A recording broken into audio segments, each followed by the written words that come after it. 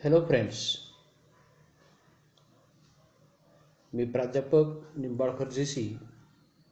तर विद्यार्थी मित्रांनो, मागील 2 व्हिडिओ लेक्चर्समध्ये आपण ट्रान्झिस्टर जो काही इंट्रोडक्टरी पार्ट आहे त्याचे प्रकार असतील, त्याच्यानंतर त्याच्या सिम्बॉलिकल रिप्रेझेंटेशन असेल, त्याच्यानंतर working of PNP and NPN transistor या सगळ्या बेसिक जो काय भाग होता तो आपण चर्चा केलेला आहे.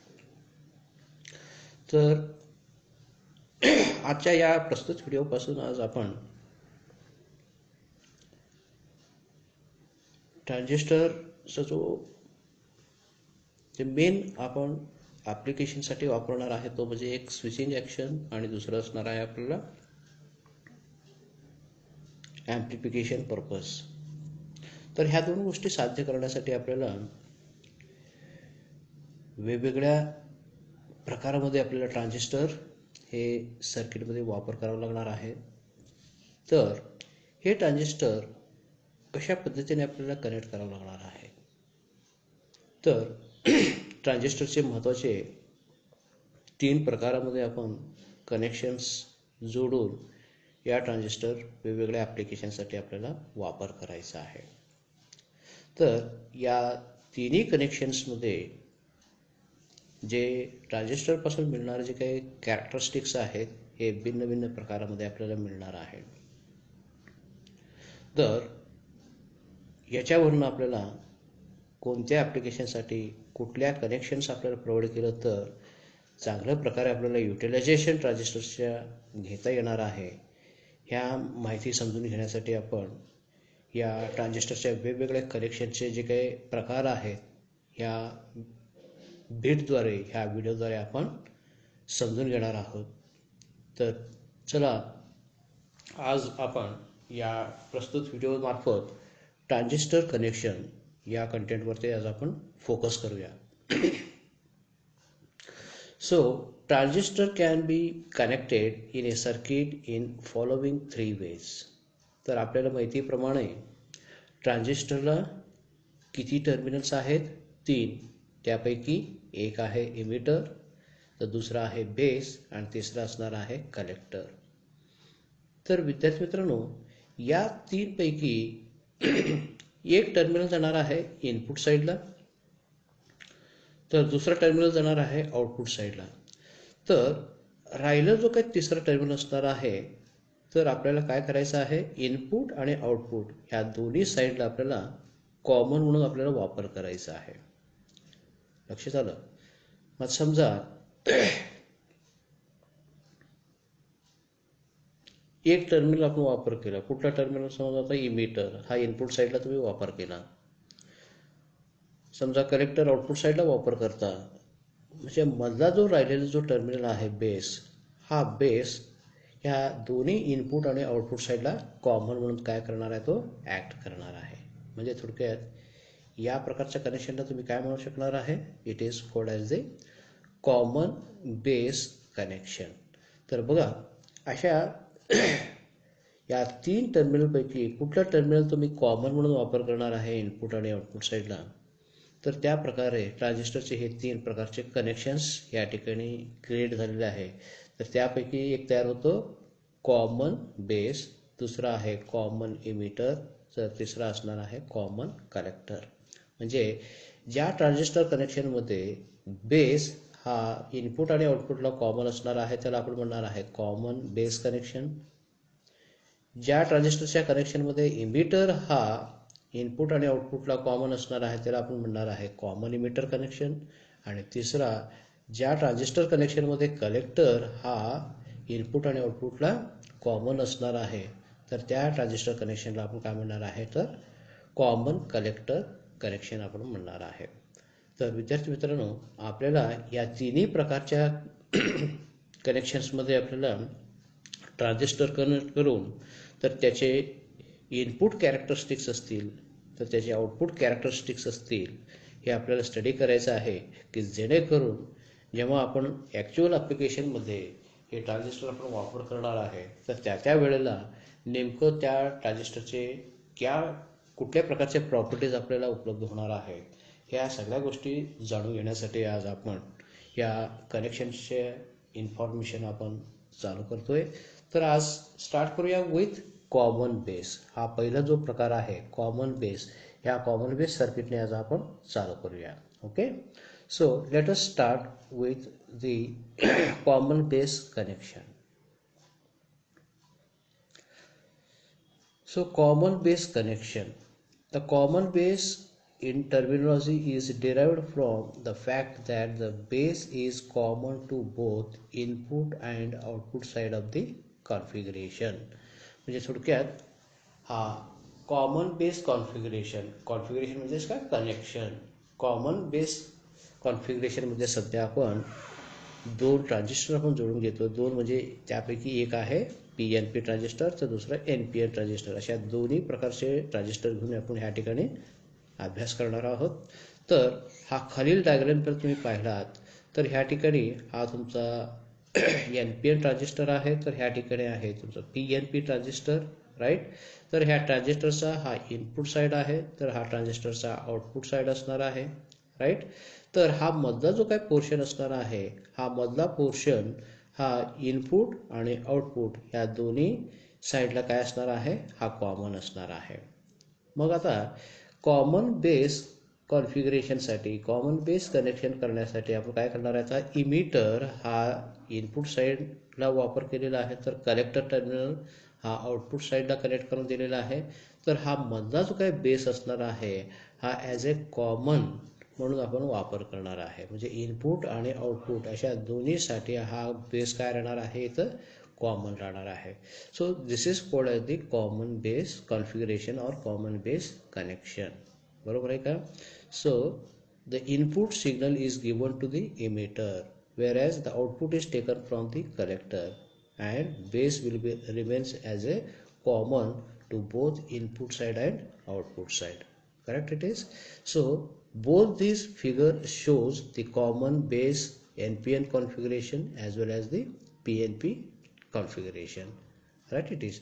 मग आता या ठिकाणी आपण जो ट्रान्झिस्टरचा जो काय पहिलं जंक्शन आहे ज्याला आपण इमिटर बेस जंक्शन म्हणतो हा कायमस्वरूपी फॉरवर्ड बायस मोडमध्ये जोडायचा आहे.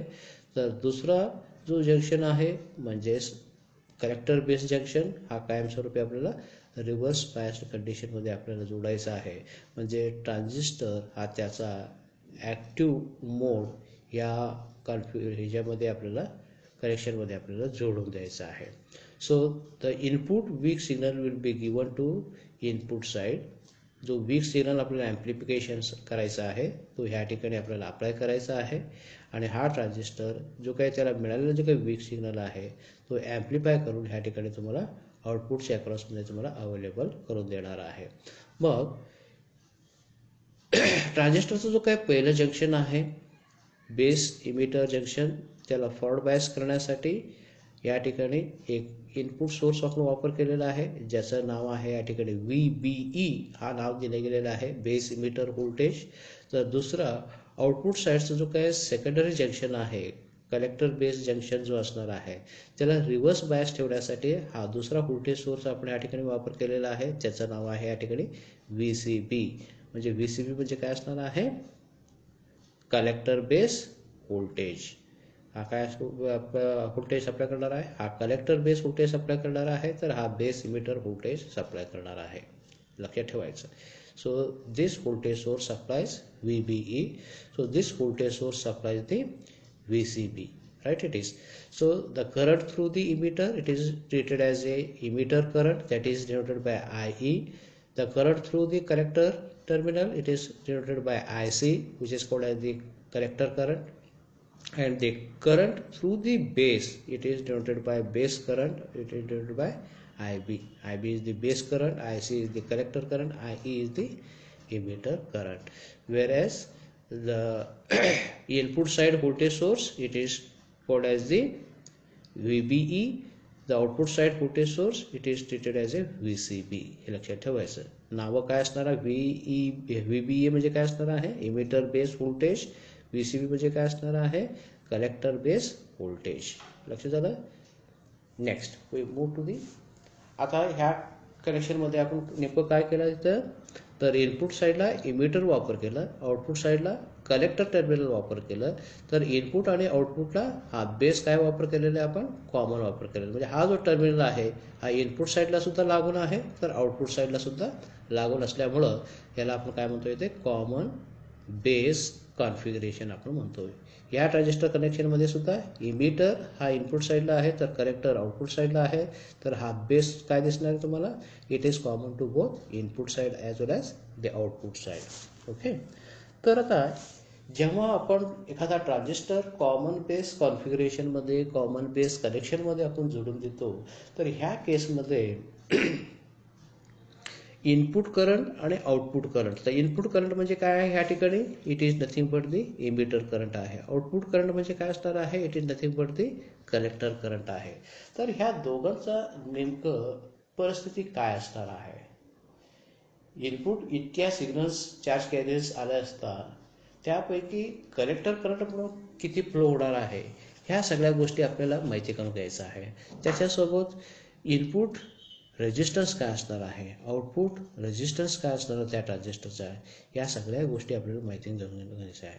त्याच्यानंतर ह्या ट्रान्झिस्टरचा इनपुट साईडचा कॅरेक्टरिस्टिक्स डायग्राम काय असणार आहे, आउटपुट साईडचा कॅरेक्टरिस्टिक्स डायग्राम काय असणार आहे, या सर्व बाबीच्या चर्चा ह्या व्हिडिओमार्फत आज आपण कॉमन बेसबद्दल आपण चर्चा करणार आहोत. ओके.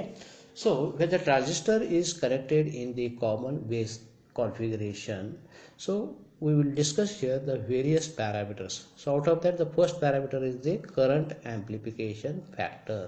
आता करंट ॲम्प्लिफिकेशन फॅक्टर म्हणजे काय असणार आहे, ॲम्प्लिफिकेशन तर घडणार आहे, राईट. इट इज जे इनपुट वीक सिग्नल आपण इनपुट साईडला दिलेला आहे तो ॲम्प्लिफाईड म्हणून आपल्याला आउटपुटला आपल्याला अवेलेबल होणार आहे नक्कीच. ओके. मग इनपुट करंटपैकी नेमकं किती प्रमाणामध्ये आपल्याला ॲज ए आउटपुट करंट म्हणून उपलब्ध होणार आहे, तर त्या दोघांचा रेशोला आपण काय म्हणणार आहे त्या ठिकाणी, तर करंट ॲम्प्लिफिकेशन फॅक्टर म्हणणार आहे. And it is denoted by a Greek letter that is alpha. Okay. तर आता बघा, the ratio of change in collector current to the change in emitter current. So that ratio is called as the current amplification factor. It is denoted by letter alpha. So by equation we can treat here that is alpha is equal to change in collector current. How will we treat here, del IC divided by change in emitter current, that is denoted by del IE. del म्हणजे काय, change.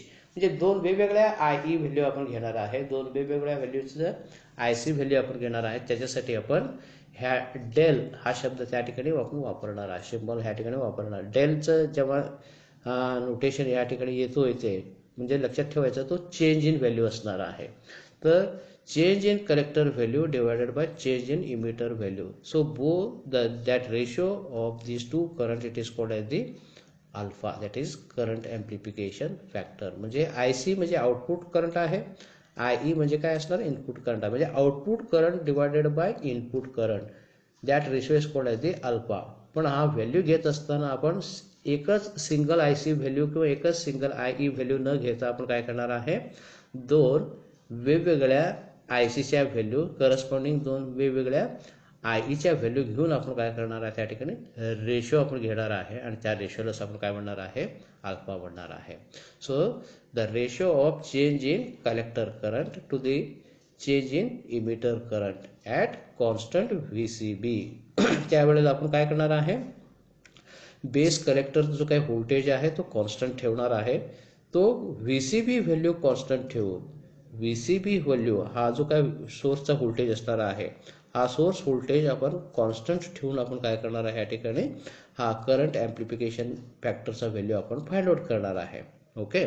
तर constant VCB असताना change in collector current to the change in emitter current ह्या दोघांचा रेशोला आपण काय म्हणणार आहे, करंट ॲम्प्लिफिकेशन फॅक्टर म्हणणार आहे. It is denoted by alpha. आता एक गोष्ट मला सांगा, तर अल्फा व्हॅल्यू जर आपण फाइंड आउट केलं तर तो व्हॅल्यू नक्कीच तुम्हाला एकपेक्षा कमी दिसणार आहे. का दिसत असेल तसं? एक लक्षात घ्यायचं, मागील व्हिडिओ लेक्चरमध्ये आपण माहिती करून घेतलं एक equation I E is equal to I B plus I C असं आपण लिहिलेलं आहे. बरोबर आहे का? म्हणजे इमिटरचा जो काय करंट असणार आहे त्याचाच काही भाग बेस करंट म्हणून फ्लो होणार आहे आणि उरलेला जो काही भाग आहे तो आय सी म्हणजे कलेक्टर करंट म्हणून फ्लो होणार आहे. म्हणजे बेस करंट आणि कलेक्टर करंट ह्या दोघांचा बेरीज म्हणजेच काय असतो तिथे इमिटर करंट असतो. म्हणजे थोडक्यात नक्कीच इमिटर जो काय करंट असणार आहे त्याचा जो काय व्हॅल्यू असणार आहे नक्कीच कलेक्टर करंटपेक्षा जास्ती असणार आहे. मग ह्या ठिकाणी हा आय ई व्हॅल्यू डिनॉमिनेटरला असल्यामुळं आय सीपेक्षा आय आय ई व्हॅल्यू हा कायमस्वरूपी लार्ज असल्यामुळं येणारा उत्तर कसं मिळणार तुम्हाला? नक्कीच एकपेक्षा कमी दिसणार आहे. म्हणून आपण काय म्हणतो, practically the value of alpha is less than unity. Unity म्हणजे काय? 1. But in the range of 0.9 to 0.99. म्हणजे थोडक्यात एक युनिटी म्हणजे काय असणार आहे? एक. मग 1 आणि 0.9 मधला फरक किती आहे? 0.1. 1 आणि 0.99 मधला फरक किती आहे? 0.01. म्हणजे थोडक्यात 0.1 किंवा 0.01 या रेंजमध्ये बेस करंट हा कॉन्स्टिट्यूट होणार आहे. म्हणजे most of emitter current as A collector current म्हणून काय होणार आहे तिथे फ्लो होणार आहे. हे लक्षात घ्यायचं आहे आपल्याला. लक्षात येतं का? Wien the transistor is connected in common base connection, तर इमिटर करंट म्हणजे इनपुट करंट आणि आउटपुट करंटचा जो काय व्हेरिएशन दिसणार तुम्हाला किंवा त्या दोघांचा व्हॅल्यू कशा पद्धतीने असणार, ऑलमोस्ट जेवढं इमिटर करंट आहे ॲज ए कलेक्टर करंट म्हणून तुम्हाला उपलब्ध होणार आहे त्यातलं काही प्रमाणामध्ये, तो प्रमाण किती आहे तिथे 0.1 पासून ते 0.01 या रेंजमध्ये थोडक्यात काय होणार आहे तो बेस करंट म्हणून थोडक्यात कॉन्स्टिट्यूट होणार आहे. म्हणजे राहिलेला जो काही पार्ट आहे ॲज ए कलेक्टर करंट म्हणून तुम्हाला उपलब्ध होणार आहे. म्हणजेच आय ई व्हॅल्यू हा आय सी व्हॅल्यूपेक्षा लार्ज असल्यामुळं अल्फाचा जो काही व्हॅल्यू आहे कायमस्वरूपी तुम्हाला कसं दिसणार आहे? एकपेक्षा कमी दिसणार आहे. So this is about your current amplification factor. Okay. त्याच्यानंतर आज आपण आता एक्सप्रेशन फॉर कलेक्टर करंटबद्दल आपण माहिती करून घेऊया आता. ओके. तर हा काय तुम्हाला परीक्षेला विचारला जाणार नाही आहे, पण हा आपल्याला इक्वेशन समजून घ्यायचं आहे आपल्याला. Okay. So total emitter current does not reach the collector current terminal because small portion of it constitute as A base current. आता मग असं आपण सांगितल्याप्रमाणे आय ई म्हणजेच काय असतो, तर I C plus I B असणार आहे. म्हणजे येणारा इमिटर करंटपैकी काही करंट काय होणार आहे ॲज अ बेस करंट म्हणून कॉन्स्टिट्यूट होणार आहे आणि राहिलेला जो काय आहे तो कलेक्टर करंट म्हणून जाणार आहे. मगाशी चर्चा केलेल्याप्रमाणे तो बेस व्हॅल्यू किती आहे ह्या ठिकाणी? 1 आणि 0.9 मधला फरक किती आहे? 0.1 आहे. इथं 0.01 इतका आहे. म्हणजे 0.1 पासून ते 0.01 या रेंजमध्ये थोडक्यात हा बेस करंट कॉन्स्टिट्यूट करणार आहे. राहिलेला जो काय करंट आहे ॲज ए कलेक्टर करंट म्हणून तुम्हाला उपलब्ध होणार आहे. म्हणजेच आय सी आणि आय बी ह्या दोघांचा ॲडिशन म्हणजेच काय असणार आहे तुमचं इनपुट करंट म्हणजे आय ई इतका असणार आहे. ओके. हे गोष्टी आपल्याला माहिती आहे. Next also collector diode is reverse biased. Collector diode कसा आहे म्हणजे थोडक्यात दुसरा जो काही जंक्शन आहे बेस कलेक्टर जंक्शन हा कसा असतो रिव्हर्स बायस मोडमध्ये आपण जोडलेला आहे. So very few minor carriers passes to the collector base junction which actually constitute the leakage current ICBO. हा रिव्हर्स बायस दुसरा जो जंक्शन आहे दुसरा जंक्शन हा कायमस्वरूपी आपण रिव्हर्स बायस मोडमध्ये जोडले असल्यामुळं थोडक्यात काय होणार आहे या कंडिशनमध्ये सुद्धा स्मॉल पोर्शनमध्ये काय होणार आहे त्या जंक्शन थ्रू काय होणार आहे मायनॉरिटी चार्ज कॅरियरमुळे काय होणार आहे काही प्रमाणामध्ये करंट कॉन्स्टिट्यूट होणार आहे आणि त्या करंटला आपण काय म्हणणार आहे दॅट इज कॉल्ड ते लिकेज करंट. आणि तो व्हॅल्यू आपण कशाने आपण रिप्रेझेंट करणार आहे ICBO ह्या व्हॅल्यूने आपण रिप्रेझेंट करणार आहे. It means when the collector diode is reverse biased, so very few minor charge carriers passes through the collector base junction which actually constitute the leakage current. आणि तो लिकेज करंट किती आहे तर ICBO इतका असणार आहे. ICBO म्हणजे काय असणार आहे collector base junction leakage current असणार आहे. So collector current constitute a portion of emitter current alpha I E and leakage current I C B O. बरोबर आहे का बघा. सो आय सी व्हॅल्यू कसं असेल आता, आय सी व्हॅल्यू म्हणजे थोडक्यात आय ईचंच portion as a I B आणि आय सी म्हणून येणार आहे. बरोबर आहे का. मग हा अल्फा म्हणजे किती असतं, अल्फा म्हणजे आपण काय म्हटलेलं आहे, it is the ratio of that is del I C divided by del आहे. म्हणजे थोडक्यात इमिटरच्या किती पोर्शन हा as a output collector current म्हणून आलेला आहे, तर अल्फा इतका, त्यालाच आपण अल्फा म्हटलेला आहे. अल्फा आय ई इतका व्हॅल्यू काय येणार आहे, हा ॲज अ कलेक्टर करंट म्हणून इथे येणार आहे. हा अल्फा महत्त्वाचा फॅक्टर आहे.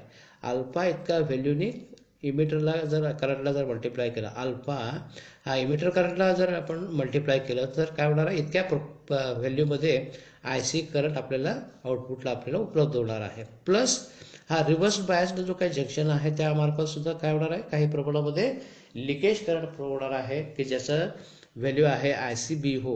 तर ह्या दोघांचा ॲडिशन म्हणजेच काय असणार आहे, it is nothing but the collector current. त्यालाच आपण काय म्हणणार आहे, कलेक्टर करंट म्हणणार आहे. So I C is equal to that is alpha I E, म्हणजे it is nothing but the part of emitter current which is available as a IC value, that is the collector current constitute a portion of emitter current. हा emitter करंटचा हा portion आहे.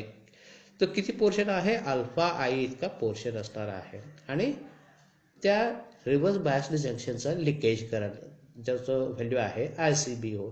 तर त्या दोघांचं addition म्हणजेच काय असणार आहे, आय सी इतका असणार आहे. ओके. तर ह्या इक्वेशनवरून आपल्याला नेमकं काय मिळालं बघायचं. So I C is equal to alpha I E plus I C B O. तेच व्हॅल्यू ह्या ठिकाणी आपण लिहिलेलं आहे. I C is equal to alpha I E. I ईच्या ऐवजी आपण काय लिहिणार आहे, आता आय ई म्हणजेच काय असणार आहे, it is nothing but I C plus I B. आपल्याला माहिती आहे आय ई म्हणजेच काय आहे, I C plus I B आहे. हा व्हॅल्यू आयचा हा जो व्हॅल्यू आहे तो ह्या ठिकाणी इक्वेशनमध्ये पुटअप करा. So alpha I C plus I B plus I C B O. म्हणजे थोडक्यात हा इक्वेशनमध्ये आपण काय केलं, आय ईचा व्हॅल्यू आपण ह्या ठिकाणी पुटअप केलेला आहे. काय पुटअप केलेला आहे, या आय ईचा व्हॅल्यू पुटअप केला. I C is equal to alpha into bracket I value किती आहे, I C plus I B इतका आहे, तो व्हॅल्यू पुटअप केला plus I C B O as it is आपण इथं पुटअप केलेला आहे. ओके.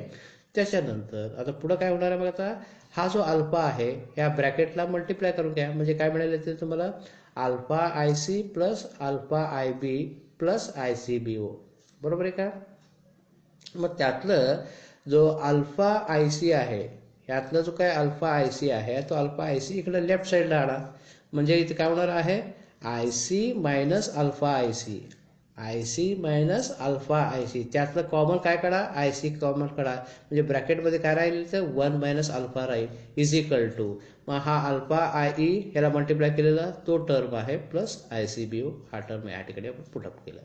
मग आता I C is equal to काय फॉर्म्युला मिळाला होता, हा जो 1 मायनस अल्फा आहे तो इकडे आणा. आता इकडे आणताना तो काय होणार आहे, आता डिनॉमिनेटरला जाईल.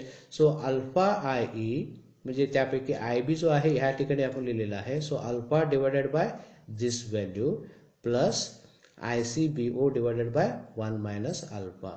So this equation it is called as the equation for the collector current. मग हा काय तुम्हाला परीक्षेला तर काय विचारला जाणार नाही आहे, पण कलेक्टर करंटसाठी आपण हा इक्वेशन डिराईव्ह केलं की किती प्रमाणामध्ये इमिटरपैकी ॲज अ कलेक्टर करंट म्हणून आपल्याला करंट उपलब्ध होणार आहे जेव्हा तुम्ही ट्रान्झिस्टर हा कॉमन बेसमध्ये जोडून देता. ओके. त्याच्यानंतर आपण आता इनपुट साईड आणि आउटपुट साईडचे जे काही कॅरेक्टरिस्टिक्स आहेत हे कशा पद्धतीने आपल्याला मिळणार आहे हे आपण माहिती करून घेऊया. So this wave graphical representation that shows the input characteristics. आता इनपुट कॅरेक्टरिस्टिक्स आपण कशामध्ये ड्रॉ करणार आहे, तर इनपुट व्होल्टेज आणि इनपुट करंट. आता इनपुट व्होल्टेज हा काय असणार आहे, it is nothing but input साईडचा सोर्स कुठला आहे तुमचा, इनपुट साईडचा व्होल्टेज सोर्स या ठिकाणी बघा.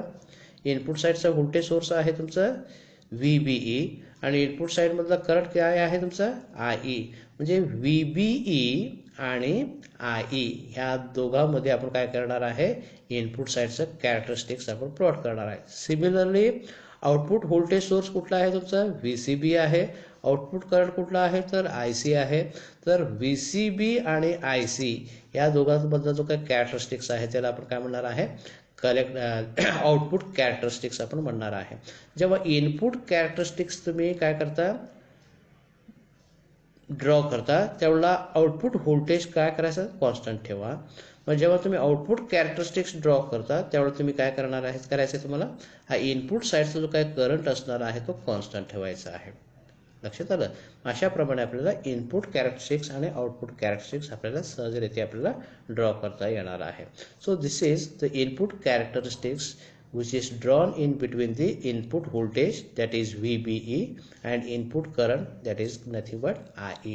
So VBE versus IE characteristics is called as the input characteristics. बरोबर आहे का. म्हणजे इनपुट साईडचा जो व्होल्टेज आहे तो आहे VBE, इनपुट साईडचा जो काही करंट आहे तो म्हणजे IE, म्हणजे IE आणि VBE मधला जो काय ग्राफिकल रिप्रेझेंटेशन आहे जो कॅरेक्टरिस्टिक्स डायग्राम आहे त्याला आपण काय म्हणणार आहे that is called the input characteristics. Okay. तर आता IE increases rapidly with VBE. It means input resistance is very small. जसं तुम्ही VBE वाढत जाणार आहे तसं इमिटर करंट सुद्धा वाढ झालेलं तुम्हाला दिसून येणार आहे. लक्षात आलं. तर इथे ह्या वेगवेगळ्या 3 कॅरेक्टरिस्टिक्स आपण डायग्राम प्लॉट केलेला आहे. तर हे 3 वेगवेगळ्या कॅरेक्टरिस्टिक डायग्राम कशामुळे आपल्याला मिळालेलं आहे तर वेगवेगळ्या आउटपुट व्होल्टेजेस आहेत. या ठिकाणी वेगवेगळ्या आउटपुट व्होल्टेजेस आपण वापरा. VCB हा काय असणार तुमचा आउटपुट व्होल्टेज आहे. तर एकदा VCB व्हॅल्यू 1 व्होल्ट असताना एक कॅरेक्टरिस्टिक डायग्राम आपण प्लॉट केलेला आहे. एकदा VCB व्हॅल्यू 10 व्होल्ट असताना एक कॅरेक्टरिस्टिक डायग्राम प्लॉट केलेला आहे. तर वेगवेगळ्या आउटपुट व्होल्टेजसाठी 3 वेगवेगळ्या ह्या ठिकाणी कॅरेक्टरिस्टिक्स डायग्राम आपण या ठिकाणी प्लॉट केलेला आहे. म्हणजे थोडक्यात जसं तुम्ही VB वाढवत जाणार आहे करस्पॉन्डिंग तुम्हाला IE व्हॅल्यू वाढत गेलेलं दिसणार आहे. जसं सिम्पल आपण डायोडचं फॉरवर्ड कॅरेक्टरिस्टिक्स आपण पाहिलं तसंच या ठिकाणी सुद्धा तुम्हाला फॉरवर्ड कॅरेक्टरिस्टिक्स डायग्राम तुम्हाला पाहायला इथं ट्रान्झिस्टरसाठी आपल्याला मिळतो. तर तिसरा IE almost independent of VCB. म्हणजे ह्या ठिकाणी तुम्ही VCB व्हॅल्यू कमी जास्त किती केलं तर थोडक्यात IEच्या व्हॅल्यूवरती काय फरक पडणार नाही आहे. पण जसं तुम्ही VB वाढवणार आहे तसं मात्र IE व्हॅल्यू मात्र वाढणार आहे. किंवा VB कमी करता तर IE व्हॅल्यू सुद्धा कमी होणार आहे. पण IE व्हॅल्यू मात्र आउटपुट व्होल्टेज म्हणजे VCB वरती मात्र तो डिपेंडेंट नाही आहे हे लक्षात घ्यायचं आहे आपल्याला. ओके. त्याच्यानंतर आउटपुट कॅरेक्टरिस्टिक्स. आता आउटपुट कॅरेक्टरिस्टिक्स आपण कशामध्ये प्लॉट करणार आहे आउटपुट व्होल्टेज डिवायडेड आणि आउटपुट करंट. आता आउटपुट व्होल्टेज कुठला असणार आहे तुमचं that is nothing but VCB. VCB म्हणजे काय कलेक्टर बेस व्होल्टेज आणि आउटपुट करंट काय आहे तुमचा IC. हा आउटपुट करंट तुमचा IC आहे. म्हणजेच IC आणि IC आणि VCBच्या मध्ये आपण काय प्लॉट करणार आहे आता आउटपुट कॅरेक्टरिस्टिक्स आपण प्लॉट करणार आहे. बरोबर आहे. So VCB versus IC characteristics diagram is called as the output characteristics. So IC varies linearly with VBC, only VBC is very small. So as VBC increases IC becomes constant. आता ह्या ठिकाणी महत्त्वाचं काय असणार आहे जसं तुम्ही ह्या कॅरेक्टरिस्टिक डायग्राम जर बघितलं बघा इथून हा जो काय हा ओरिजिन तुमचा इथं आहे करेक्ट. त्याच्यानंतर इथून हा जसं तुम्ही VCB वाढवत जाता VCB जसं वाढवत जाता तसं ह्या करंटला काय होणार आहे इमिटर तुमचं काय कलेक्टर करंट सुद्धा वाढत गेलेला आहे. पण इथून जसं तुम्ही VCB वाढत जातात पण कलेक्टर करंट मात्र वाढत नाही. तो मात्र कसा राहतो तिथे कॉन्स्टंट राहणार आहे. म्हणजे ट्रान्झिस्टरच्या बाबतीत ह्या गोष्टी आपल्याला समजून घ्यायच्या आहे. As VBC increases IC becomes constant. म्हणजे थोडक्यात आउटपुट जो काही करंट असणार आहे तो आउटपुट करंट मात्र ऑलमोस्ट कसा राहणार आहे कॉन्स्टंट राहणार आहे. Even increase in the value of VCB. भले तुम्ही VCB वाढवलं तरी हा कलेक्टर करंट मात्र कसा राहतो तिथे सेम राहणार आहे. तर इथं वेगवेगळ्या कॅरेक्टरिस्टिक डायग्राम आपण ड्रॉ केलेलं आहे. हे कशासाठी ड्रॉ केलेलं आहे तर ह्या ठिकाणी वेगवेगळ्या इनपुट करंट जो काय असणार आहे ह्या केसमध्ये आपण काय करणार आहे तिथे इमिटर व्हॅल्यू आपण कॉन्स्टंट ठेवणार आहे. तर वेगवेगळ्या इनपुट करंटला हे वेगवेगळ्या कॅरेक्टरिस्टिक्स डायग्राम ह्या ठिकाणी आपण प्लॉट केलेला आहे. तर ह्या ठिकाणी काही वेगवेगळ्या पोर्शन्स दाखवले गेलेले बघ ग्रे कलरमध्ये दिसतं येतं. तर इथून जो इथपर्यंत जो काय पोर्शन आहे ह्याला आपण काय म्हणणार आहे कट ऑफ रिजन. तर इथून ते हा जो काय पोर्शन आहे हा तुमचा सॅच्युरेशन रिजन आहे आणि कट ऑफ रिजन आणि सॅच्युरेशन रिजनच्या मध्ये हा थोडक्यात तुम्हाला ॲक्टिव्ह रिजन इथे दिसणार आहे. हे लक्षात घ्यायचं आहे तुम्हाला. म्हणजे इथून ते इथपर्यंत हा जो काय पहिल्या लाईनमधला जो फरक आहे म्हणजे हा एक्स ॲक्सिस आणि हा पहिला लाईन कॅरेक्टरिस्टिक डायग्राम ह्याच्यामध्ये थोडक्यात ट्रान्झिस्टर काय दिसणार तुम्हाला इथं कट ऑफ रिजनमध्ये दिसणार म्हणजे बंद दिसणार आहे. म्हणजे तुम्हाला आउटपुट दिसणार नाही आहे. या पोर्शनमध्ये तुम्हाला ट्रान्झिस्टरचा आउटपुट दिसणार नाही. म्हणजे थोडक्यात या पोर्शनसाठी तुमचा इथून ते इथपर्यंत हा कसं दिसणार तुम्हाला आउट म्हणजे कट ऑफ स्टेटमध्ये दिसणार आहे बंद दिसणार आहे. त्याच्यानंतर हा जो काही रिजन असणार आहे हा रिजन म्हणजे सॅच्युरेशन रिजन आहे. ज्या सॅच्युरेशन रिजनमध्ये थोडक्यात ट्रान्झिस्टर कसं आहे म्हणून ॲक्ट होणार आहे एक शॉर्ट सर्किट किंवा एक ॲज अ कंडक्टर म्हणून त्या ठिकाणी ॲक्ट होणार आहे. लक्षात आलं. म्हणजे दुसरं कट ऑफ रिजन आणि सॅच्युरेशन रिजन ह्या दोघांच्या मध्ये जो काय ट्रान्झिस्टरचा जो काय वर्किंग मोड असणार आहे त्या वर्किंग मोडला आपण काय म्हणणार आहे it is called as the active region. Okay. मग आता ह्या ठिकाणी इनपुट आणि आउटपुट रेजिस्टन्स काय काय आहेत त्याबद्दल आपण चर्चा करूया आता. So input and output resistance of common base configuration. Input resistance the ratio of change in emitter base voltage to the change in emitter current it is called as the input resistance. R is equal to Ohm's law प्रमाणे R is equal to V upon I. मग input साईडचा voltage source कुठला आहे तुमचा that is nothing but VB. मग input साईडचा current काय आहे तुमचा that is nothing but emitter current. तर ह्या दोघांचा रेशिओला म्हणजे input voltage divide by input current पण आपण व्हॅल्यू घेत असताना आपण चेंज इन व्होल्टेज घेणार आहे आणि चेंज इन करंट आपण घेणार आहे. So the ratio of change in emitter base voltage म्हणजेच VBE to the change in emitter current. That ratio is called as the input resistance. त्यालाच आपण काय म्हणणार आहे इनपुट रेजिस्टन्स म्हणणार आहे. सिमिलरली आउटपुट रेजिस्टन्स काय असणार आहे output voltage divided by output current. मग आउटपुट व्होल्टेज म्हणजे कुठला असतो तुमचं that is nothing but VBC आहे. मग आउटपुट करंट म्हणजे कुठला आहे तुमचा that is nothing but IC आहे.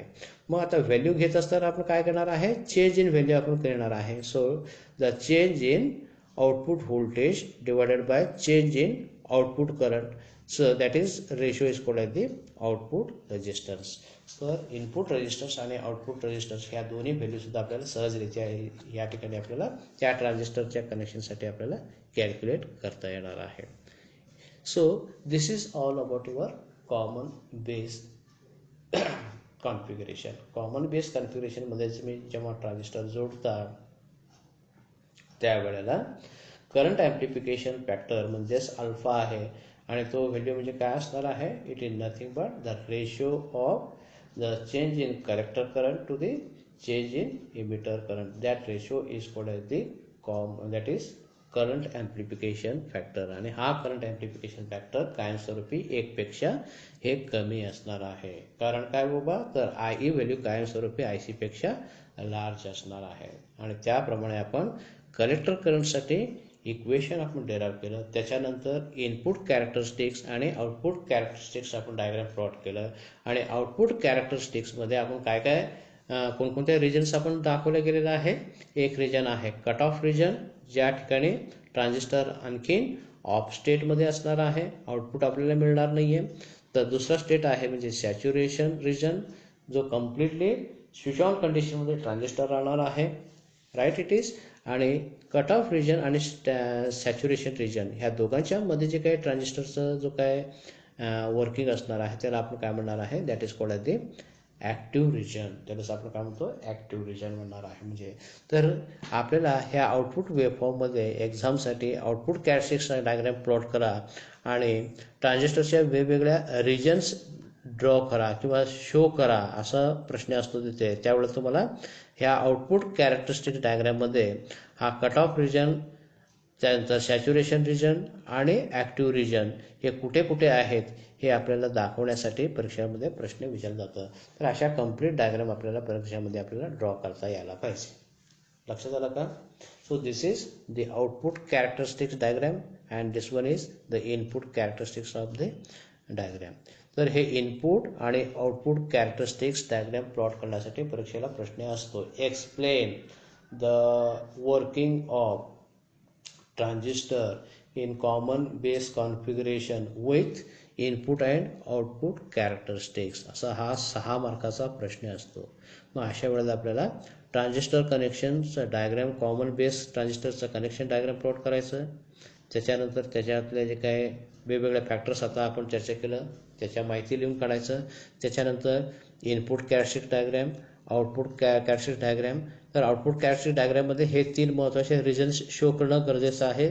तो म्हणजे एक कट ऑफ रिजन, दुसरा सॅच्युरेशन रिजन आणि दुसरा ॲक्टिव्ह रिजन. लक्षात आलं का? म्हणजे थोडक्यात हा कट ऑफ रिजन म्हणजे ऑफ स्टेट आहे ट्रान्झिस्टरचा, हा सॅच्युरेशन रिजन म्हणजे थोडक्यात त्या ट्रान्झिस्टरचा ऑन स्टेट आहे. तर ह्या दोन्ही स्टेटमधला जो काय रिजन असणार त्याला आपण काय म्हणणार आहे? ॲक्टिव्ह रिजन आपण म्हणणार आहे. तर अशा हे तिन्ही रिजन सुद्धा आपल्याला ह्या आउटपुट कॅरेक्टरिस्टिक्स डायग्राममध्ये आपल्याला शो करायचं आहे. आणि त्याप्रमाणेच आपण त्या कॉमन बेस कनेक्शन्सच्या वेळेला त्या ट्रान्झिस्टरचा इनपुट रेजिस्टन्स काय असणार आहे, आउटपुट रेजिस्टन्स काय असणार आहे, या दोन्ही गोष्टीसुद्धा आपण या ठिकाणी उल्लेख केलेला आहे. तर इनपुट रेजिस्टन्स कॅल्क्युलेट करण्यासाठी आपण काय करणार आहे? Input voltage divided by input current या दोघांचा रेशो करणार आहे. तर आउटपुट रेजिस्टन्स कॅल्क्युलेट करत असताना आपल्याला output voltage divided by output current ह्या दोघांचा रेशो आपण घेऊन आउटपुट रेजिस्टन्स आपल्याला कॅल्क्युलेट करता येणार आहे. हे लक्षात ठेवायचं. So this is all about your that is the information when the transistor is connected in the common base configuration. Okay, we stop here now. We start with the new connection mode, that is common emitter connection, in the next video. Till we stop here now. Thank you.